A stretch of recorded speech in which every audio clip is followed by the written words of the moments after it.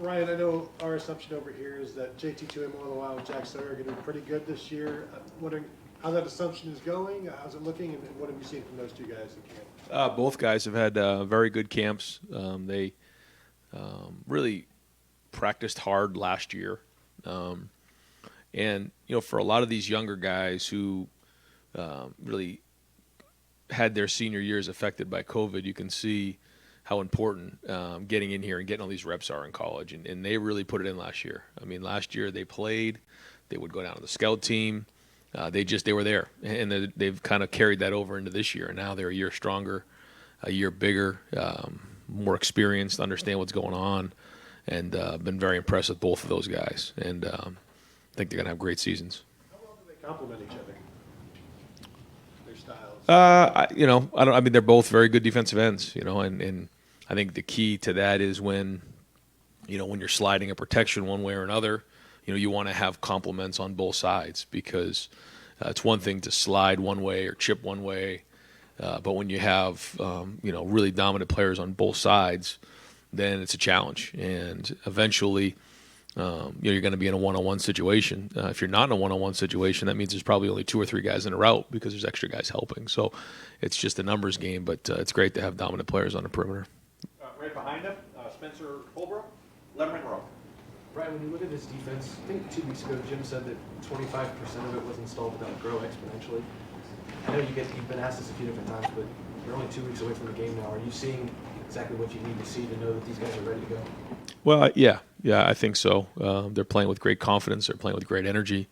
And I think what Jim's done a really good job of is, you have your whole offense or your whole defense, but then you figure out what areas fit the guys that you have. And, this is a different group than he had, at the previous stop and in the previous years. So I think he's, recognized some things that, maybe he had a little bit differently at Oklahoma State than he has here. And he's tailored the scheme to that, which is great. It's a challenge on offense. And so, I don't know what percentage he would have in. I think I'd say most of it's probably in, but, where do you spend the majority of your focus? And that's just like on offense. When we had JT, it was a lot different than Justin, and Justin a lot different than CJ and Dwayne. So, that's the sign of a good college football coach. You had talked about, a couple others had talked about the quarterbacks and safeties being a little banged up. Do you feel like you're back to where you guys need to be right there, with 2 weeks into the game? Yeah, I mean, we had a good practice today coming out of the weekend. So, the goal is to be at full force heading into next week's practice. And, overall, feel good about it. Fourth row middle, Patrick Murphy, 24/7 Sports. Ryan, you've made kind of your thoughts on the transfer portal and the policy you guys have pretty clear. But with kind of the situations with guys getting banged up and whatnot, do you guys discuss as a staff how to maybe reevaluate that, both in terms of going into the portal to get guys, but also keeping guys in the program that maybe could have helped you after they left after last season? Is that something you guys talk about regularly given the situation? Every year you have 85 scholarships, and you have 110 guys in preseason camp, and you just make sure that the numbers are right. And so every year it's a balance to figure out what that mixture is of guys. How many guys are kind of a starter level, backup level, and then usually some guys who are developmental.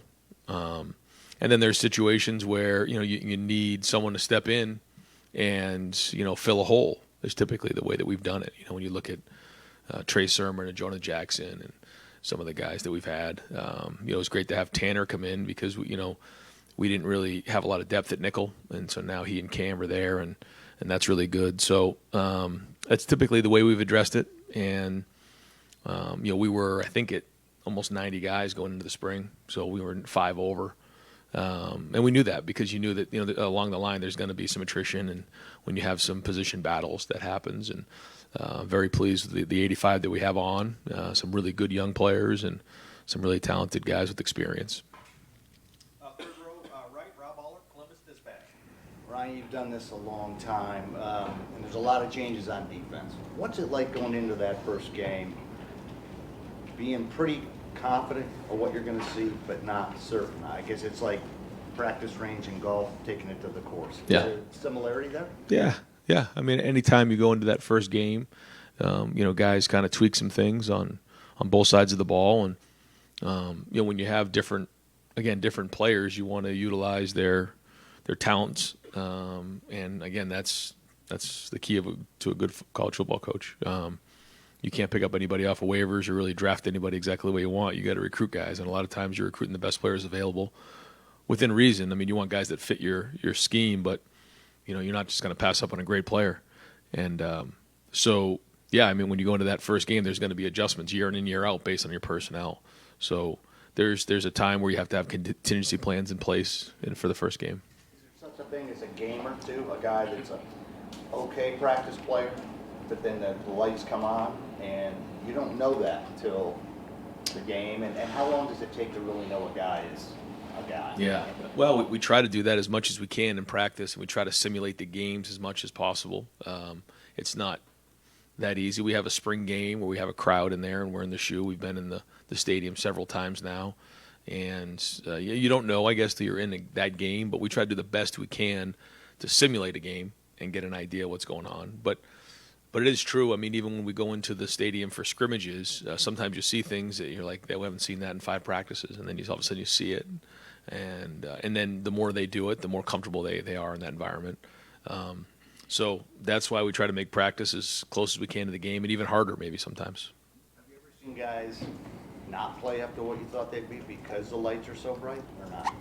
What we say is, you're going to play in high pressure, high stressful environments to the level of your training, and if you think about some of the great players who are quote unquote clutch, some of those guys, when you look at their numbers in those clutch environments, they were actually average. They did average, and so all you have to do is trust your training in those moments.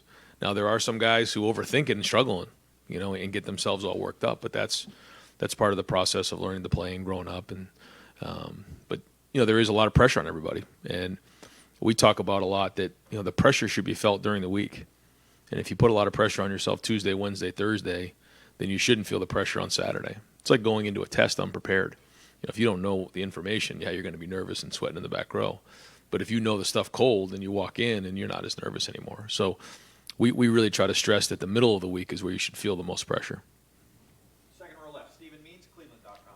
Ryan, when you get quarterbacks in here during the camps, and when you go watch them, or Corey goes watch them, what specific traits, if any, are you looking at? I know everybody's got their own thing, but are there certain things that you need to see in order to feel like they can play here? Yeah. I mean, when you're evaluating quarterbacks, first off, there's the physical traits. So, your size, the movement, the accuracy, those types of things. Then there's the next kind of thing you're looking at is spatial intelligence, spatial awareness, in terms of the accuracy, understanding body language, being able to have some awareness and see different things. Some guys, we call them like carnival quarterbacks, they could go and throw the ball into a big tire 100 times in a row, but once those things start moving, they can't anticipate.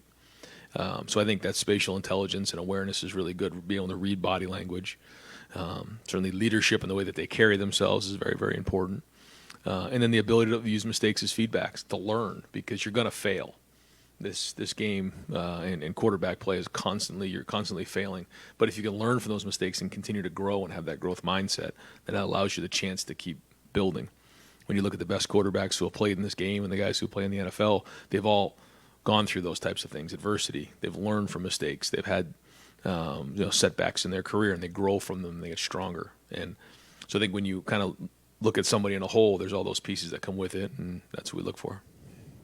Because of how that position is set up, I mean, CJ's only going to be able to hit 15 times out of the year. So are there things that maybe you just don't know until you finally get them on the field, and are those things pretty consistent regardless of who the quarterback is? Yeah, I mean, you can anticipate pretty good in practice and start to see things and patterns and trends, but until you're in the fire with somebody, you really don't quite know. Front row right, Austin Ward. From wherever. Parts unknown. Well, he did that. Ryan, do you have any concern level with those cornerbacks specifically about their availability for next week at this point? We know Cam's just been on a pitch count. Denzel banged up a little bit, and then Jordan I know those aren't long term, but how concerned are you about that position? No, I mean, I feel like we're going to be at full strength going into that first game, and the majority of those guys had really good springs, and they did miss a couple guys missed a couple things here, but that's kind of training camp, and the goal is to have everybody there at full strength going into really next week. So we have a full week of practice starting next Monday, but this week's going to be a good one too. I mean, we're decent shape. You had that jump up and get you a corner specifically for Minnesota last year. If J.K. or Jair have to jump in there, how have their camps been? Because I assume they've been getting maybe more workload than you anticipated. They have. I think both of those guys have practiced their tail off, and they're going every day up against Marvin Jackson and Mecca and Julian, and so I give them a lot of credit. I mean, they're out there every day. They've gotten better, both of those guys, and sometimes it's hard for them to see that, but they are. They've gotten much better, and again, it goes back to what you see in practice, what you're going to see in a game, and if they just keep grinding on these days, then they're going to find themselves in games really fast, and you try to figure out who's game ready right now, and they're getting real close. The camp portion of this month is over. Like, what is this specific week like? Yep. What's the goal here? Notre Dame is next week, and then that's where the focus goes. But this week, same thing. Trying to classes start tomorrow for us, so getting into the rhythm of that and coming in the afternoons. But start to introduce some of the Notre Dame stuff, but stay locked in on fundamentals and discipline, and still do some good on good. Third row left, Bill Landis, Rivals. Ryan, I know you guys here have the luxury of being able to play a lot of guys if you want to, just because of the way you recruit and talent you have in hand. But I'm thinking of the beginning of last year when you were just playing so many guys on defense. Was there anything learned in those two games that, in lines of you're playing a quality opponent week one, let's find our 11 to 15 guys and put them on the field and not worry about running guys out there like you were last year? Well, I think now we have a better feel for who guys are and where they are in their careers, and they have experience. And going into last year, because of the whole COVID thing, certainly all the linebackers were green, and same thing with a couple of the safeties. And I mean, up front, it was a really inexperienced group. This year, a little bit different. So I think we have a better feel for where everybody's at, and guys will start to build some roles. But I do think that you still have to ask yourself, is this person game ready for this first game? Are we going to trust him to put him in the game? If the answer is yes, then we'll still have some guys play multiple guys play the position. But I think, to your point, it won't nearly be as much as last year. Does a new defense complicate that at all, in the sense that if there are two backers and there are three safeties who really have it down, and maybe the group behind them is close but not quite there yet, but this is new, let's put the guys out there who know the new thing the best? Yes. But I also think that there are multiple personnel groupings, and it allows guys to grab onto some roles more than we've had in the past. Right behind him, Jacob Bench, the Lantern. Yeah, Ryan, just going back to talking about quarterbacks and stuff, talking to Corey Dennis and C.J. Stroud last week, they talked about their relationship with each other. Just from what you see with them, how does Corey and C.J. work together in year two for C.J. being the starter? Just how do you evaluate that?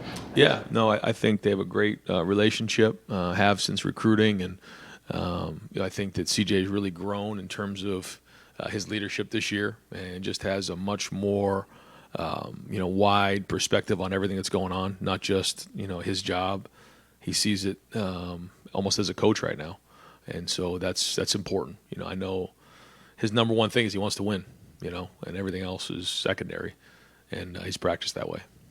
And then maybe a little bit away from the field a little bit. Last week, Big Ten reached a new media deal and whatnot. Just what were your thoughts on that with the new media partners? What kind of does it mean for the Big Ten? Just in your eyes.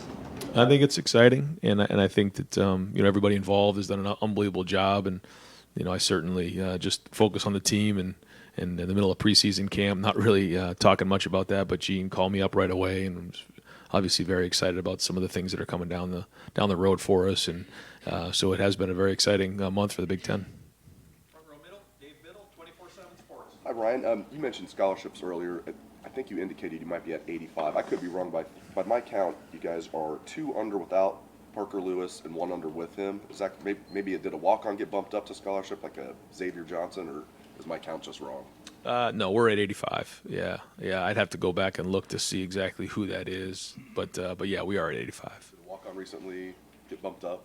It may have been a little bit further back than that, but yeah. Okay. Yeah. Was it Xavier? I can't say. Oh, okay. Gotcha. And then what was Evan Pryor's role going to be? And do you need someone to fill that role, or is it now? Because CJ kind of indicated when we asked him about it, really it's going to be just Travion and mine are going to have bigger roles. Not that they weren't going to have big roles. Is that kind of how it's going to be, or do you need somebody to kind of step into that role that Evan was going to have? Well, yeah, quite honestly, we've been very impressed with Dallin. I think Dallin Hayden has really come on. He's been drinking through a fire hose this preseason camp, and he's had ups and downs. But I got to tell you, he's got a lot of talent, and he's our third running back right now, and he deserves it. He's played really hard. He's had his black stripe taken off, and so if he continues to grow, then we're gonna trust putting him in the game. We had we had one day full where Chip came over and did some running back, and boy, he's natural, and he's doing a great job at linebacker as well. So he'll be a guy that we could use as rain insurance if we needed him to. But just seeing him live and in color, I mean, he's a talented running back. So been very impressed with the way he's playing a linebacker as well. But we can also use him in a dual role if needed. But right now, Down will be the third running back, and again, been very impressed with his camp. For a freshman to step in like this, and he's going to use this as an opportunity now that Evan's down. Third row left, Dan Hope, 11 Warriors. Ryan, I know Cam Babb's been in and out of practice with some injuries. Just what's his status right now? Yeah, he's he had a setback, but not a setback that's going to cost him the whole year. So he's out for a little while, and we're hoping to get him back here in a couple weeks. So do you have like a timeline of when you think possibly he could be back? Yeah, again, hoping in a couple weeks that he gets back out in the field. But his situation is very unique because of his background and his history. So we're just going to trust the doctors on it and kind of see where that goes. But hoping to get him back on the field. Basically, you have to be extra cautious because of his history. I think so. Yeah, we're going to be smart. Front row right, Joey Kaufman, Columbus Dispatch. Ryan, wondering what you've seen this offseason from Tommy Eichenberg's development coming from that Rose Bowl and being voted the captain. Yeah, I mean, about what you would hope for. If you said, okay, here's what you'd like to see out of Tommy in the spring, in the preseason, and now heading into the year, about what you would expect. Leadership, toughness, productivity, just kind of a quarterback on the field right now.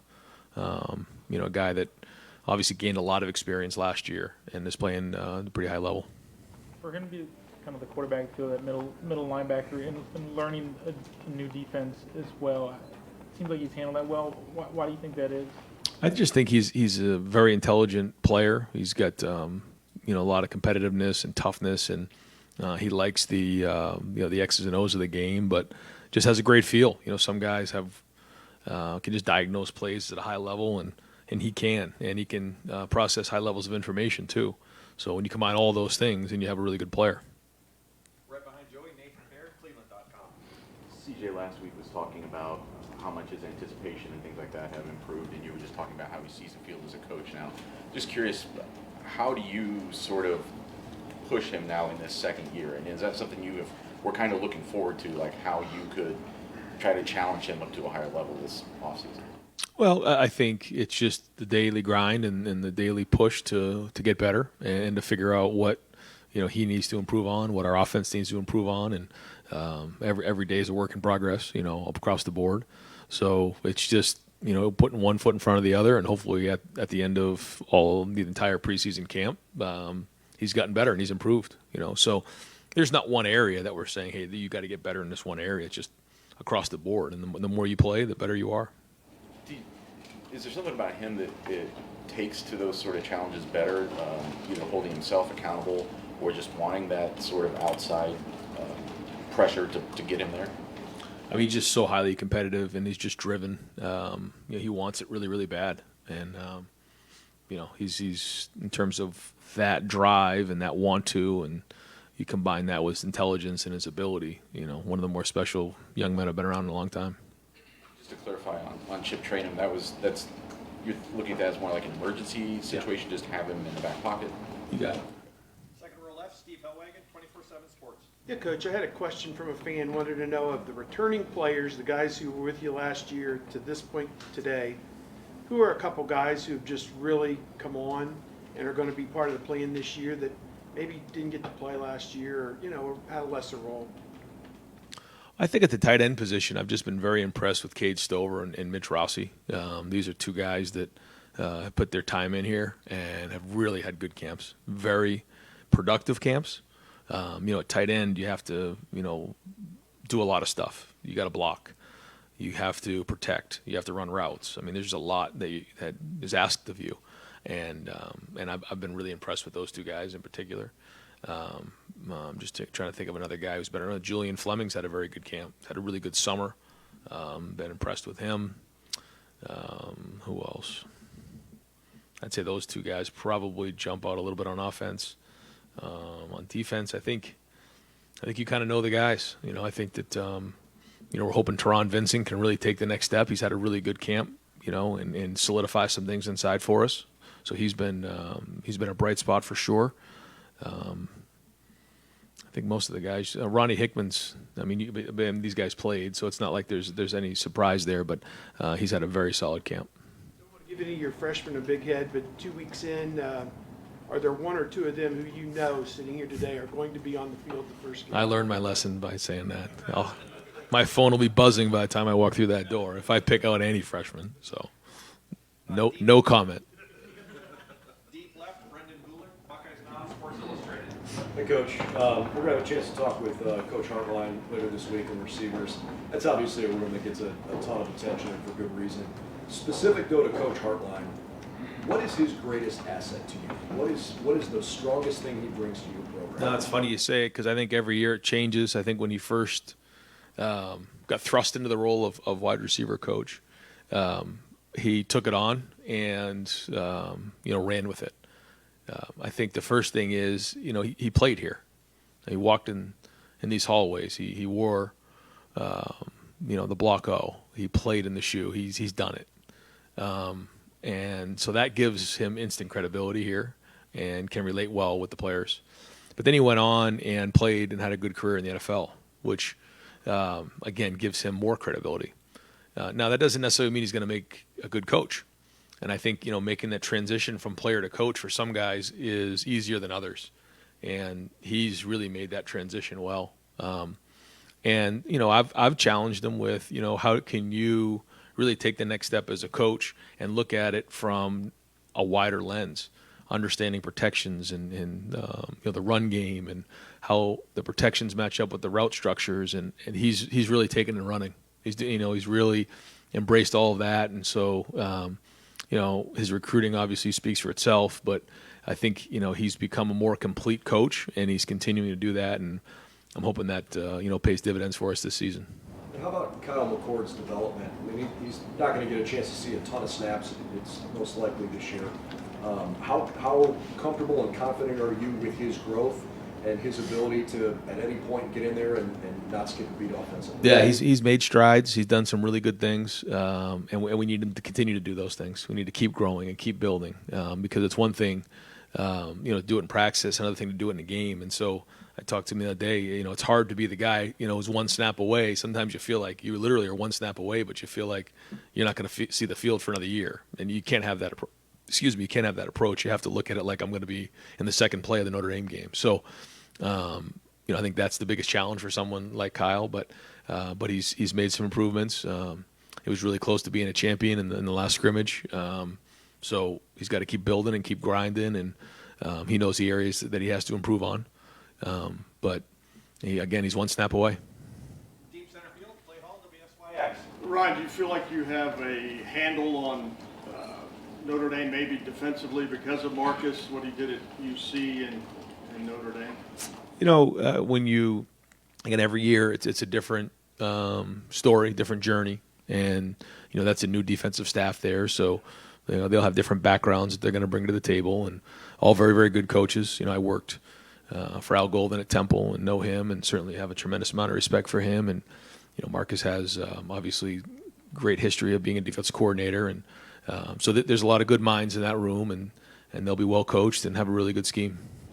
I talked to Laurinaitis up at Notre Dame. I was just curious if, and maybe it's a matter of timing or personal preference, did he ever discuss an opportunity here?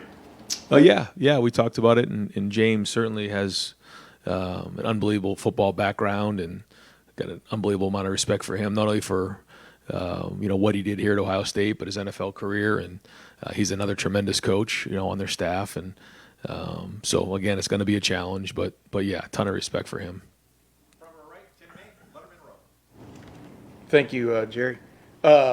Speaking of carnival quarterbacks, did you win Nina a lot of dolls and stuff? No, not so much. I just like that term. CJ the other day was talking about the meetings he has with you and stuff, and I'm just wondering, it's rare that you've had a second-year starting quarterback. Right. Can you discuss or talk about those meetings, what level you're on with him from the standpoint, and what kind of joy that even brings for you to be talking more and more big-time football, if you follow the Yeah, drift? well, I think we used to say, you have to equate the room where, you have, in that room, you have Devin, you have Kyle, and then you have CJ, and they're all 3 different years and 3 different levels of understanding of the offense. And so it's good to be all in there together sometimes, but then sometimes it's just good to pull CJ out because he's very intelligent and kind of, figure out, how to, keep growing with him and teach at his level while you don't leave the other guys behind. And so, yeah, it's been good. He can handle a lot of information, but doesn't necessarily mean you need to be really complicated either.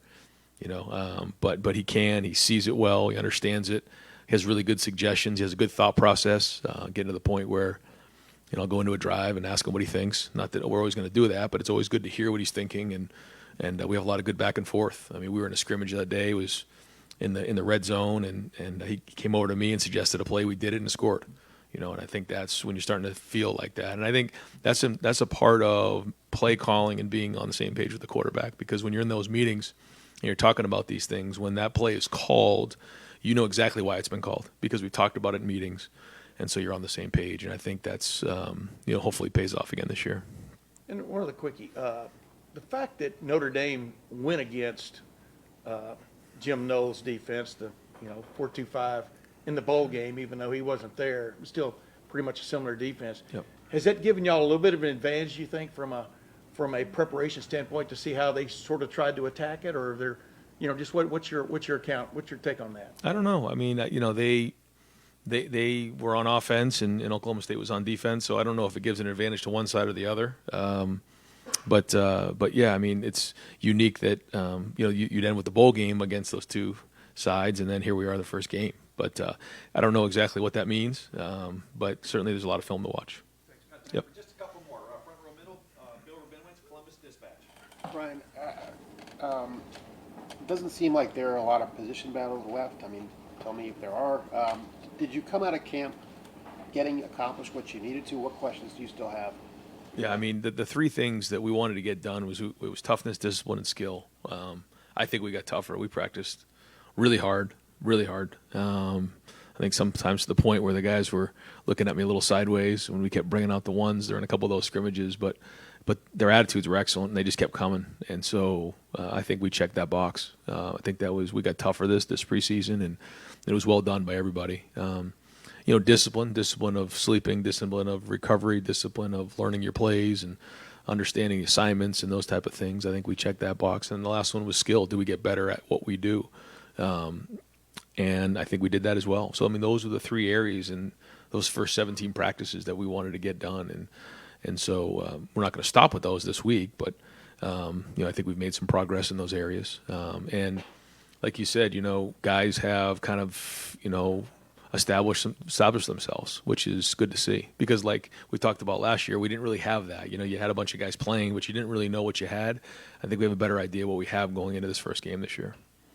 And you mentioned Kyle before. It's safe to say he is your backup?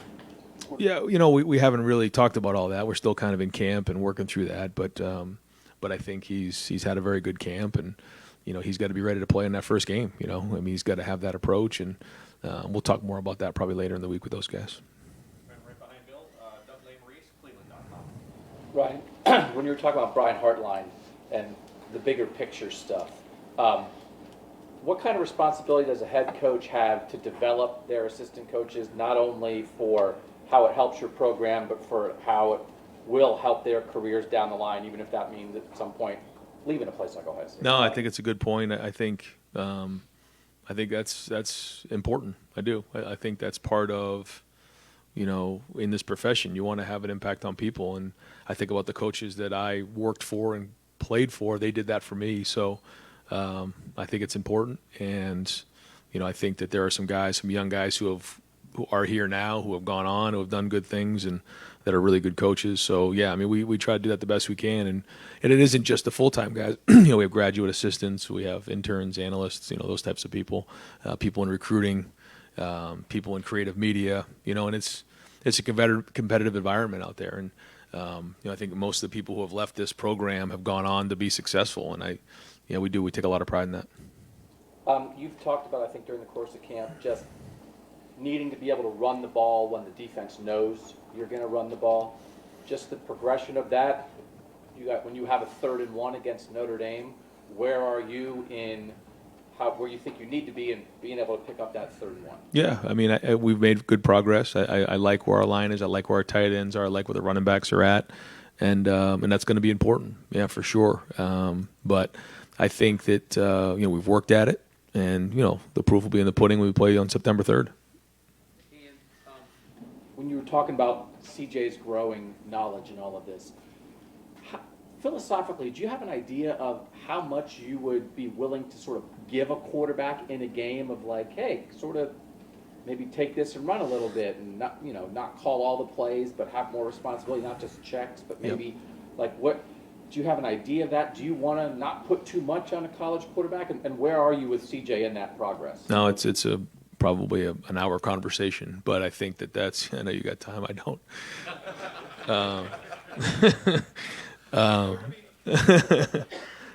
But I think that there are times where you try to figure that out in preseason where you put a bunch on them and then all of a sudden looks at you, it kind of gives you one of those looks, and all of a sudden you just take it all back, and you just.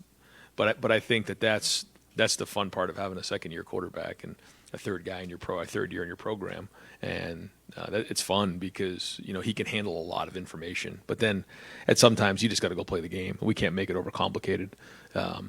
But he can take a lot on. He can, but I think that's the balance as a quarterback coach and a coordinator is, when is too much, when he's starting to worry about all those things where he can't just play the game, because even the most basic play, if you're not thinking about much, you're going to see that play a lot cleaner than if you're worried about changing the play, changing the protection, all those types of things. Now you can get your eyes on the coverage and some of the things that maybe, situation in the game, what's the down and distance, how much time on the clock. I mean, what is the defense coordinator thinking as opposed to I got to make this check or I got to make this, change in the protection. So, a lot of those things come into play, and finding that right balance of what gives us a competitive advantage and what allows them to play fast and clear is important and something that, we keep a close eye on. Coach, thank you very much. Thanks, guys. Yeah.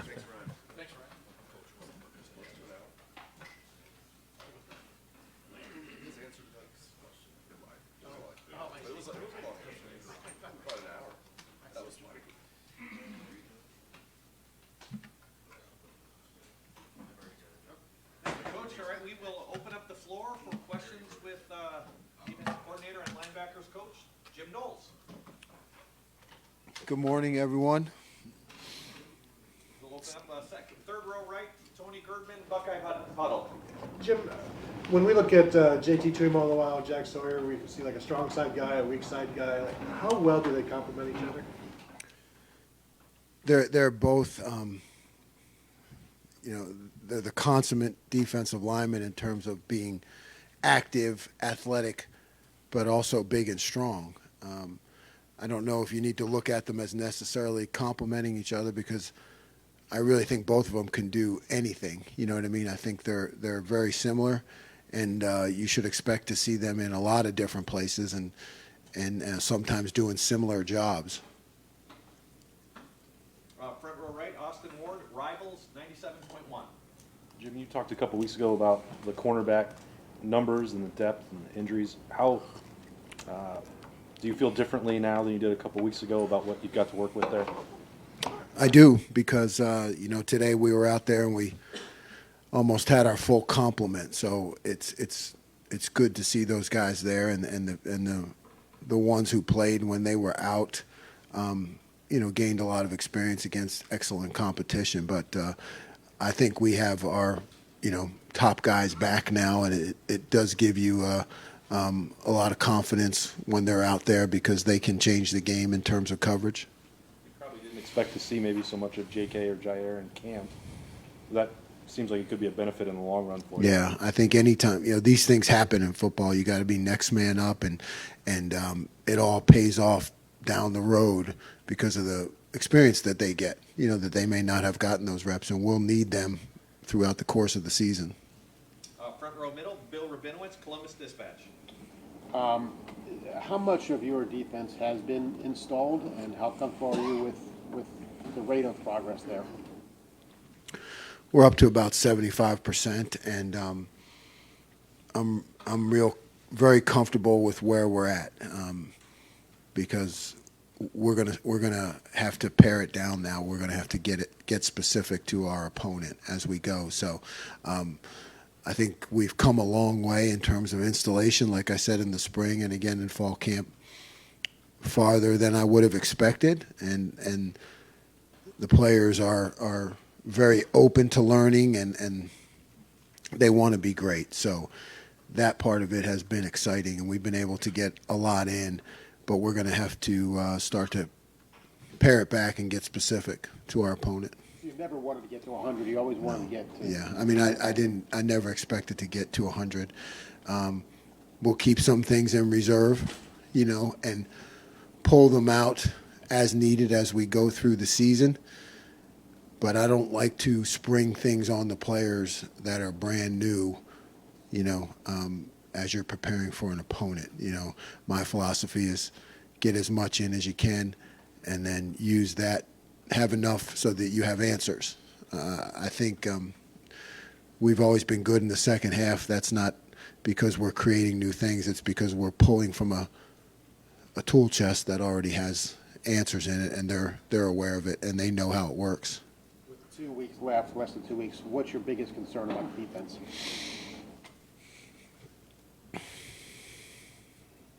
I don't have that many concerns. Now that the corners are coming back, I feel confident in what we have. Just seeing it in an actual game live situation, that's every year for a football coach. The first time you put them out there, you want them just to play as well as they can, and I have no concerns with them.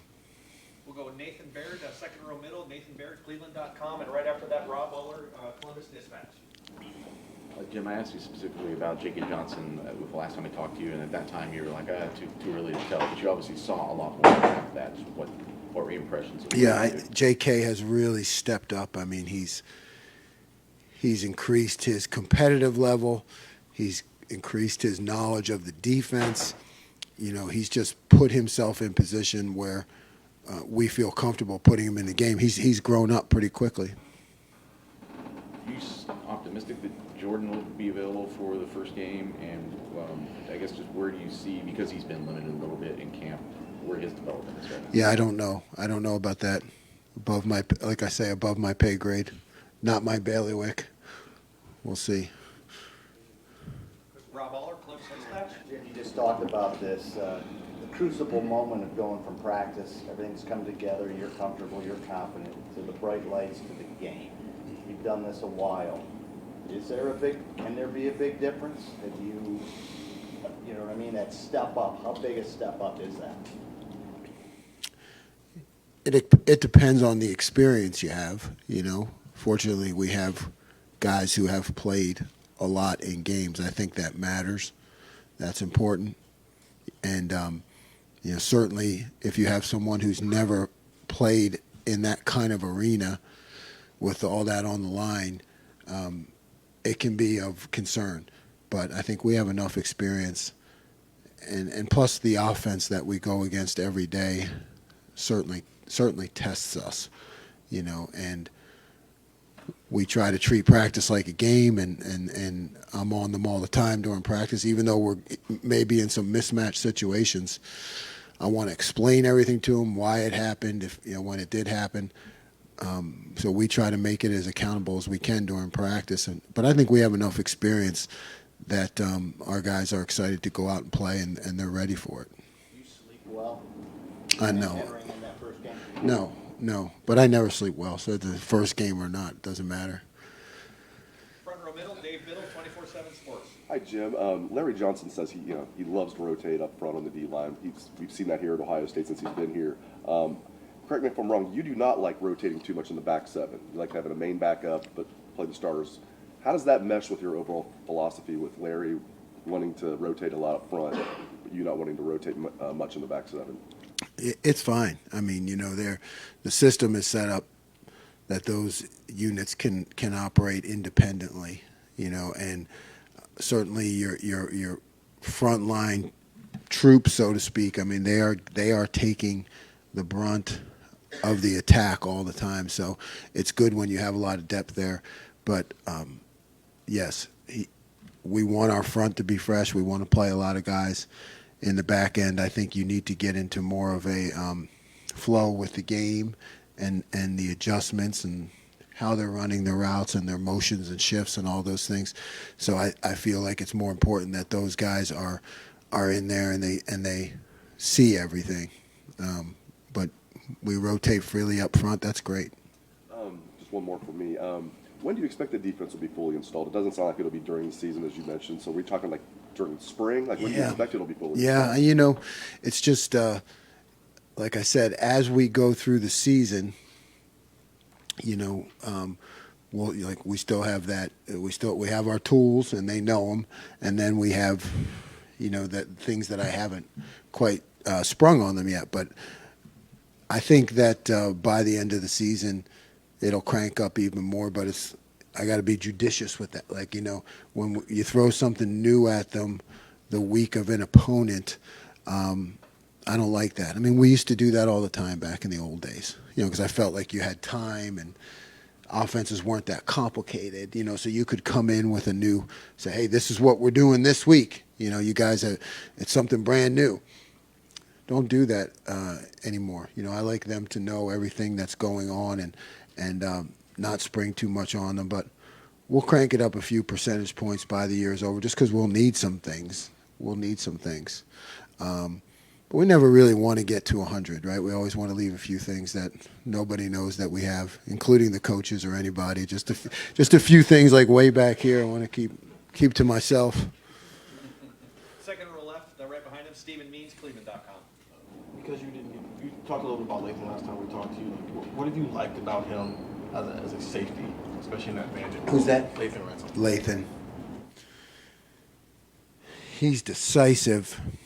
He he pulls it. I call it pulling your trigger. I mean, he just goes. I mean, he's a football player. I guess, he sees the forest through the trees. I mean, he can diagnose the play extremely fast, and then he's aggressive with how he treats it. So you can't ask for more than a safety than that. And he's had an exceptional camp.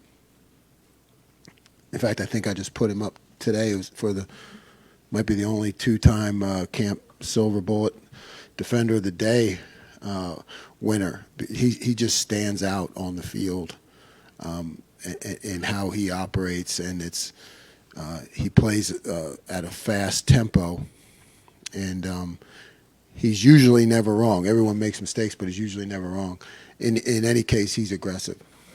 At all shocked or impressed at how quickly he's been able to get back on the field, given that New Year's Day? Yeah, I mean that's I had no idea whether we would have him or not, or really what he can do. So I'm very impressed. I think he's going to have a great season. Right behind him, Dan Hope, 11 Warriors. Yeah, Jim, you said you don't really want to rotate a lot in the back seven. Do you feel pretty comfortable about who those guys are right now that are going to be playing in the back seven? I do. I mean, there are still some competitive situations, but I feel good about the group.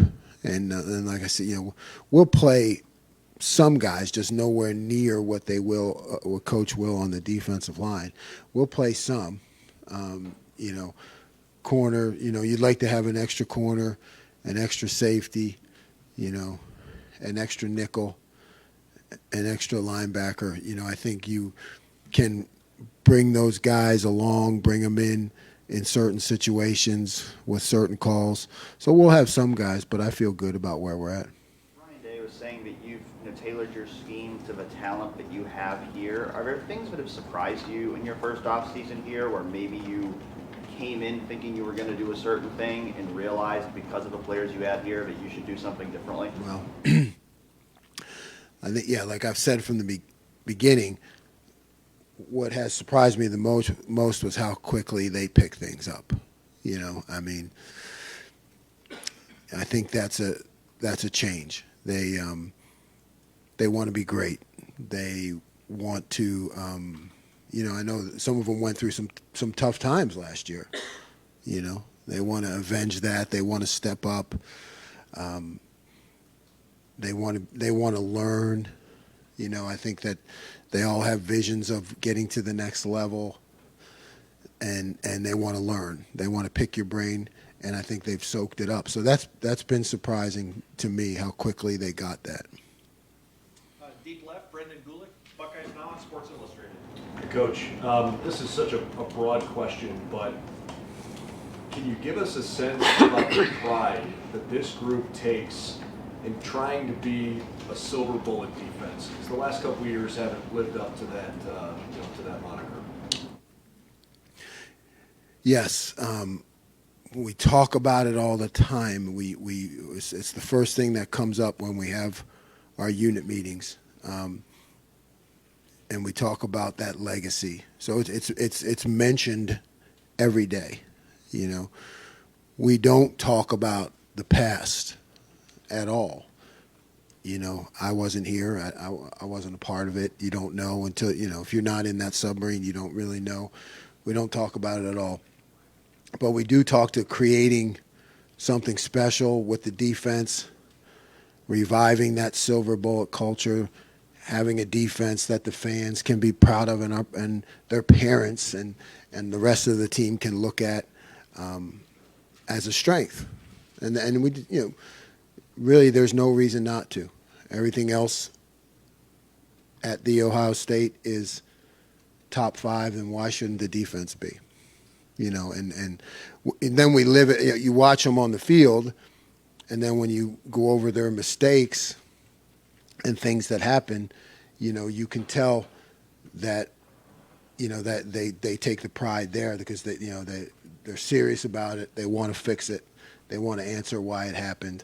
And I think that's all part of living up to that legacy. I know you don't want to necessarily single out individual guys, but just the progress that you've made so far as a unit through camp. Are you further than you thought you'd be? Are you kind of where you thought you'd be? Are there certain areas you feel like you got to catch up on?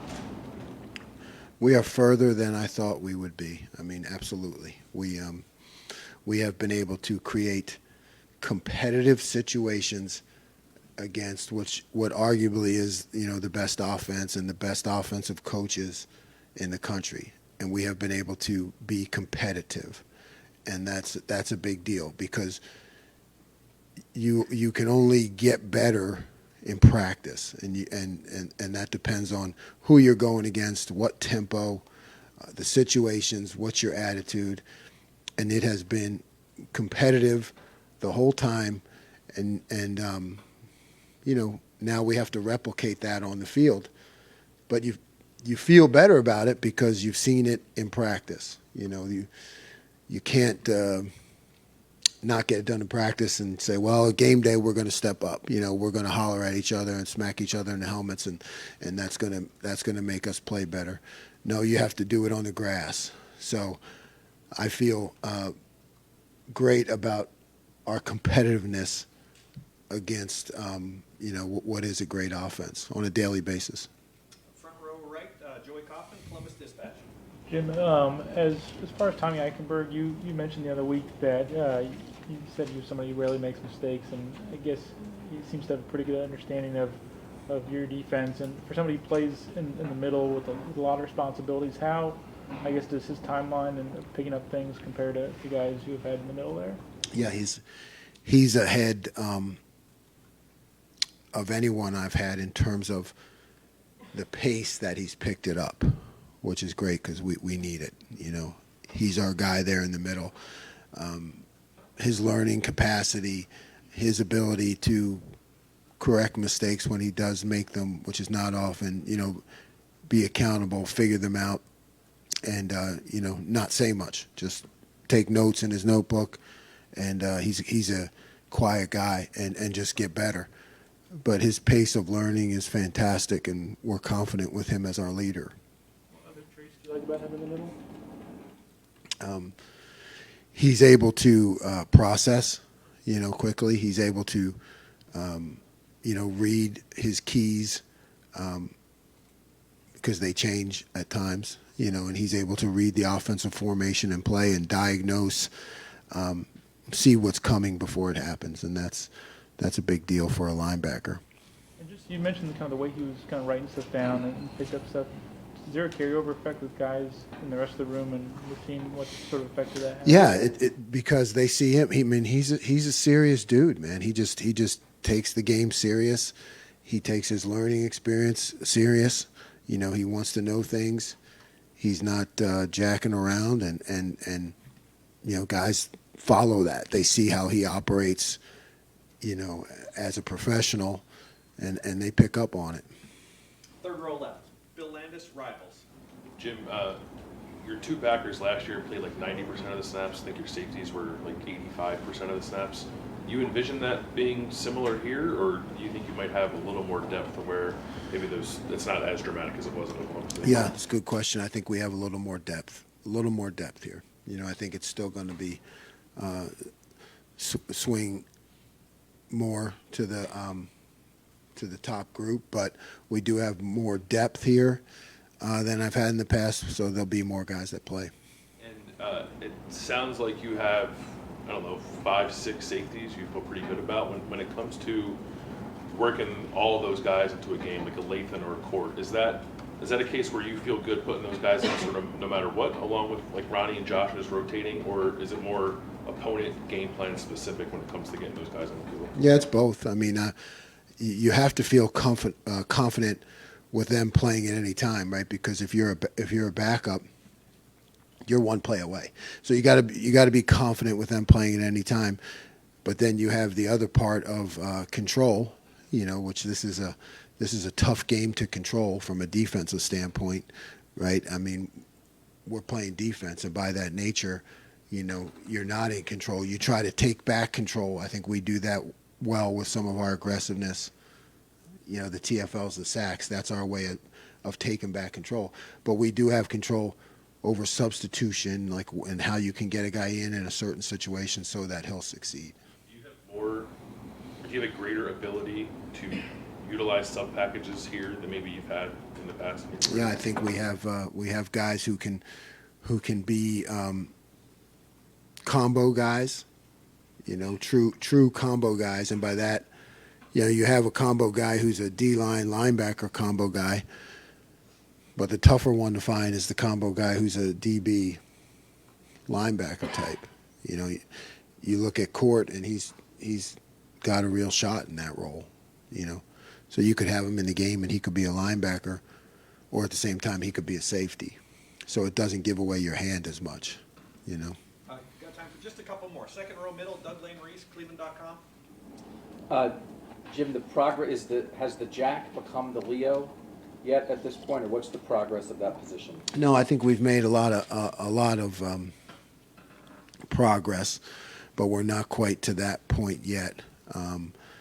There are still certain roles and defining factors that may take a while. It may take the whole year to find, okay, how are we able to have this guy on the field and have him do, 3 different things. So it's a work in progress, and we'll see as we get into live action. You start to see, okay, this guy can handle this. Can he handle that? Can he handle that? Can he handle that? When you get to the point where one guy can handle any call that I make, that's when it really goes to that next level. Where you don't have to pair your package to, okay, when this guy's in there, I got these 5 calls. You know, when it's perfect, and that takes a while. You know, one guy's in there and you got every call you could possibly have. You guys in the opener will face one of the best tight ends in the country, in Michael Mayer at Notre Dame. What's the kind of skill set? What kind of player defensively are you looking for to utilize in matchups like that against a pass catching tight end who's you have to have someone who has size, so he just doesn't get bodied out, and you need to have someone who is able to play the run, because typically he's around the ball and going out at the same time. So you really need to have a bigger player, someone that can get his hands on him early, because you just don't want to let him run free. I mean, everybody needs to know where he is, and including the linebackers. You know, even if you're not covering him, you need to know where he is, so you can be a factor in defending him. And the guys on this roster who would fit that description are big, maybe. I mean, I think yeah. I feel like all our safeties can do it. You know, we have good. You know, Ronnie is a physical dude. Lathan is a physical dude. He may be a little taller than them, but they're gonna be willing to step up and, you know, use their hands, use their body, be aggressive in coverage, and that's the most important part. And just on the offensive side of the ball, real quick, what has been your since you got here, your evaluation of C.J. Stroud, of just somebody, his understanding of the game, his processing of the game, what you see when you're trying to go against him in practice, what he's doing? What's your veteran view on your QB? It's a superior. I mean, top of the line. I mean, I was around Eli Manning at Ole Miss. I think I've said that before, but you know, whatever we did in practice, Eli knew, because every defense has a weakness. So the faster the quarterback can process it and find it, like in everything that we do is trying to hide that hole, you know, because you really need 13 guys to play defense if you're going to cover everything, right? So you're always trying to disguise it, you know, get the quarterback to hold the ball a little bit. And CJ's just been, he picks all that up. You know, he and I talk. He asks questions. He wants to learn. He's really the best I've been around in terms of the way he handles, because we're doing a lot more now than we did back in 2003 in terms of throwing things at him. And he's fantastic. I don't think he makes mistakes, and I'm glad he's on my side and I don't have to play him. And final questions, front row right, Tim May, Letterman Row. Are we going to get him next week too? We haven't spoken about Okay. it yet, but we'll talk. Okay. Well, I just want to know what to ask. Jim, what is your charge, your orders, whatever you want to call it, to your defensive front in your defense now, as you've grown accustomed to these players and stuff? What do you want from them generally, and specifically those guys between the tackles? I mean, the three and maybe the nose and stuff. What specifically do you want to see out of them? Yeah, I want them to attack. I want them to be aggressive. Yes, I want them to hold their gap and hunker down at times when it comes to that. But for the most part, I want them to be aggressive. You know, our philosophy is, you know, let those guys go, let them create problems for the offensive line in terms of how they move, you know, the stunts that they run or the straight ahead attack. The way that we do things with the package, the whole goal is to put the offensive linemen, the offense, you know, kind of on their heels. So when they step, they don't quite know what they're going to get. It's that brief second of indecision that allows our guys to attack and create a new line of scrimmage. And look, if they get out of their gap, linebackers have to cover for them. That's the way it works when you have aggressive guys. So I really want them to be fresh. I want them to attack. I want them to think about making plays. You know, I don't want them to just have to hunker down and hold, you know, there's going to be times that they know they have to do that, and they're willing to do that for the team because that's what happens sometimes where they have to do it. But we want to clear the double teams off them. We want to get them freed up. We want to create as many through our disguises and bluffs and movements. We want to create as many one-on-one matchups as we can get up front. The more one-on-one matchups we can get with those guys feeling free to be able to operate, we're going to win. Toward that end, there have been a couple of guys that have jumped out at you over the last 2 weeks. I mean, that have surprised you, whatever you want to call it. I mean, a couple of young guys stepping up. I mean, yeah, I mean, you know, I feel we are so deep and so talented up front that you can really name any of them. And I'm not trying to be political there, but I mean, we really have a lot of depth, a lot of talent, a lot of guys that are willing to go hard and play hard. So you're going to see a lot of guys play, and you're going to see a lot of guys make plays. one last one. Is it an advantage to you that Notre Dame went against your defense even though you weren't there? Is it an advantage in preparation standpoint of seeing how they tried to adjust or whatever to the defense that you put in? Mm-hmm. Anyway, you know, in absentia, you weren't there, but has that given you a little bit of a preparation advantage? I don't know about advantage, but I know that